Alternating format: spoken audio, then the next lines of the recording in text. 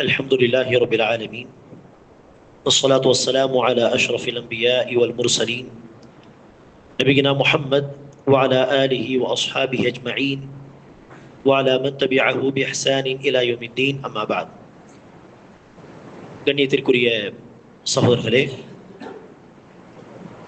நபிகள் நாயகம் ஸல்லல்லாஹு அலைஹி வஸல்லம் அவர்கள் இறந்தபோது அவர்களுடைய போர் கவசம் ஒரு யூதரிடத்தில் அடகில் வைக்கப்பட்டிருந்தது.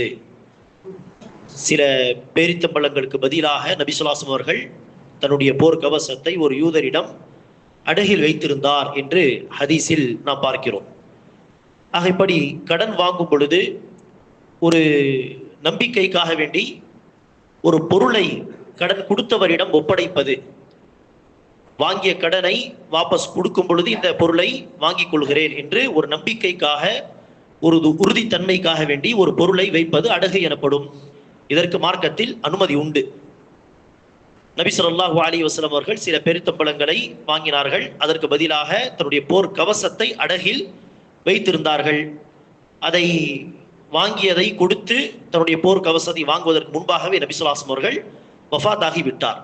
ஆக இது வட்டி இல்லாமல் ஒரு உறுதித்தன்மைக்காக வேண்டி வைக்கக்கூடிய அடகு. இதற்கு மார்க்கத்தில் அனுமதி உண்டு.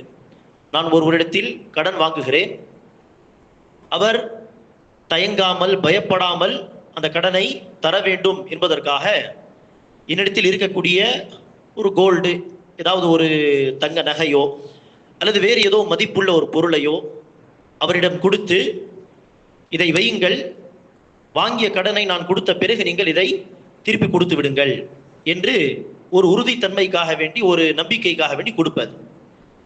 அவரும் பயப்படாமல் தயங்காமல் என்ன செய்வார், அந்த பொருளை தருவார். எந்த நம்பிக்கையோடு?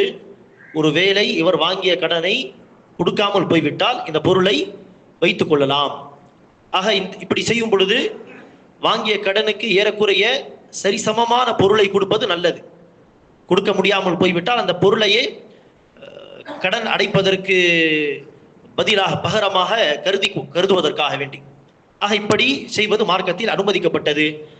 இவ்வாறு அடகில் வைக்கப்படும் அந்த பொருள் இரண்டு வகைப்படும். ஒன்று என்ன? எந்த ஒரு செலவையும் தராத பொருட்கள். ஒரு தங்க நகையை அடகில் வைத்தால், அதை எடுத்து பத்திரமாக அமானத்தாக வைத்தால் அதற்கு எந்த ஒரு செலவும் கிடையாது. அதை கடன் வாங்கியவர் கடனை அடைக்கும் பொழுது அவர் என்ன செய்விடும், அந்த அமானிதத்தை எடுத்து தர வேண்டும். சில பொருட்களில் என்னாகலாம், செலவு செய்வது போல் ஆகலாம். உதாரணத்திற்கு அந்த காலத்தில் என்ன செய்வார்கள், கடன் வாங்கி அதற்கு பதிலாக பசுமாடை தருவார்கள். இதை வைத்துக் கொள்ளுங்கள், கடனை கொடுத்த பிறகு நான் வாங்கிக் கொள்கிறேன் சொன்னால் அந்த பசுமாடுக்கு அவர் தீனி போட வேண்டுமா இல்லையா? இது செலவு தரக்கூடிய பொருள். இது ஆக செலவு தரக்கூடிய பொருளாக இருந்தால் அவர் என்ன செய்யலாம், தீனி போட்டு அதற்கு பதிலாக பால் கறந்து குடிக்கலாம், அனுமதி உண்டு. இப்படி ஒருவர் ஒரு வண்டியை கொடுத்து விட்டு போகிறார், ஒரு 6 மாசம் கழித்து நான் காசு தருகிறேன், கொடுத்து இந்த வண்டியை வாங்கி செல்கிறேன் சொன்னால் அந்த வண்டி 6 மாதம் அப்படியே இருந்தால் பழுதடையலாம். ஆக சில சமயம் அதை ஓட்டி பார்த்தால்தான் சரிபட்டு வரும் என்கிற அடிப்படையில் அதை ஓட்டும் பொழுது தேவையான பெட்ரோலை போட்டு அப்படியே ஒரு ரவுண்ட் அடித்தால் இன்ஷா அல்லாஹ் தப்பில்லை. அப்படியே தன்னுடைய வேலைகளை பார்த்தால் இது செலவு தரக்கூடிய ஒரு பொருள். அதற்கு நாம் செலவு செய்து அந்த செலவுக்கு பதிலாக அதை நாம் என்ன செய்கிறோம், பயன்படுத்திக் கொள்கிறோம். அது நம்முடைய பொறுப்பில் இருக்கும் வரை.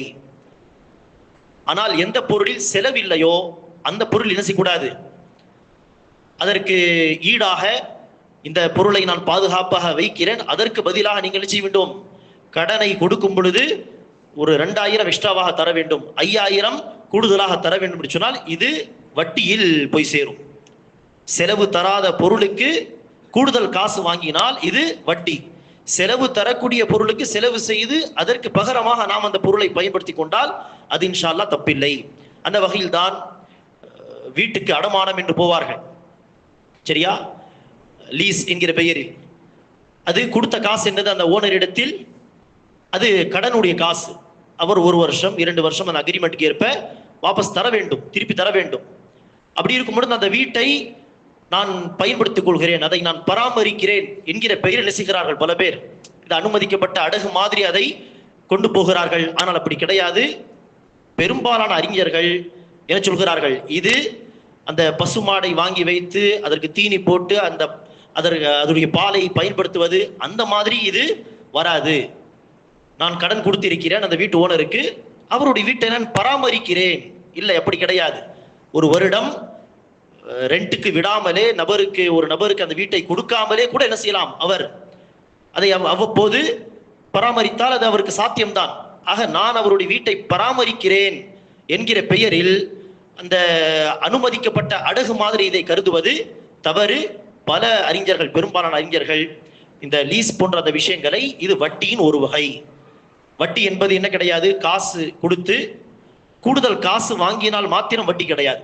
10,000 கொடுத்து 12,000 வசூல் செய்வது, இது மாத்திரம் வட்டி கிடையாது. மாறாக ஒரு விதிமுறையாக அறிஞர்கள் சொல்வார்கள், எந்தெந்த கடன் லாபத்தை இட்டு தருமோ அது எல்லாமே வட்டி தான். ஒரே ஒரு விதிமுறை, எந்த கடன் லாபத்தை கொண்டு வருமோ, ஏற்கனவே இதை நான் கொடுப்பேன், இதற்கு பதிலாக நீங்கள் இப்படி தர வேண்டும் என்று ஏற்கனவே முன்னரே பேசிவிட்டு லாபத்தை நாம் நிர்ணயித்துக் கொள்கிறோம் என்று சொன்னால் அது வட்டி தான். அந்த லாபம் பணமாக வந்தாலும் வட்டி தான், அல்லது அது ஒரு வீட்டுடைய பயன்பாட்டாக வந்தாலும் வட்டி தான். அல்லது நான் 10,000 தருகிறேன், இதற்கு பதிலாக நீங்கள் தன்னுடைய இந்த பொருளை எனக்கு தர வேண்டும், நான் 6 மாதம் அதை பயன்படுத்துவேன் என்று சொல்லி ஒரு பொருளை வாங்கி அதை பயன்படுத்தினாலும் வட்டி தான். ஆக வட்டி என்பது காசுக்கு பதிலாக காசாக வந்தால் மட்டுமே வட்டி கிடையாது. மாறாக காசுக்கு பதிலாக எந்த விதத்தில் நன்மை நமக்கு வந்தாலும் அது வட்டியுடைய ஒரு வகை. அந்த அடிப்படையில் இந்த லீஸ் தொடர்பான இந்த விஷயம் எல்லாம் பெரும்பாலான அறிஞர்கள் அதை வட்டியாக தான் சொல்கிறார்கள், அவ்வாறு போகக்கூடாது என்றுதான் சொல்கிறார்கள். சில பேர் அதை தவறாக புரிந்து கொண்டு என்ன சொல்கிறார்கள், அனுமதிக்கப்பட்ட அடகு மாதிரி இது, அவருடைய வீட்டை பராமரித்து நாம் என்ன செய்கிறோம், கொடுத்த கடனையும் வாபஸ் வாங்கிக் கொள்கிறோம் என்பதாக சொல்கிறார்கள். அல்லாஹ் சுப்ஹானஹு வ தஆலா நம் அனைவருக்கு இந்த மார்க்க விடயங்களை எல்லாம் சரியாக புரிந்து கொண்டு மார்க்க சட்டங்களுக்கு ஏற்ப தன்னுடைய காரியங்களை சீராக அமைத்துக் கொள்ளக்கூடிய பாக்கியத்தை தருவானாக. ஆமீன். அஸ்ஸலாமு அலைக்கும் வரஹ்மத்துல்லாஹி வபரகாத்துஹு.